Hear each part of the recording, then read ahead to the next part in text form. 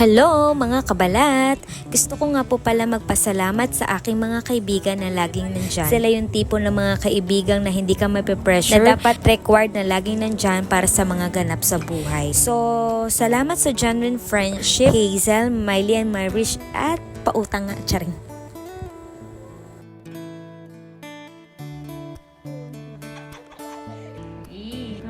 After nga po pala niya ay sinundo ako ng aking kapatid na si Giancarlo at Joshua. Hapon na nga po pala kaming nakauwi dahil after work pa ako nagpasundo sa kanila.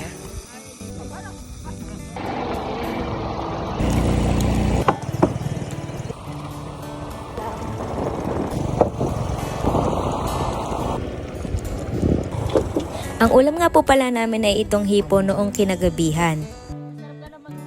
Basta nagluto. Ay, umaga lang.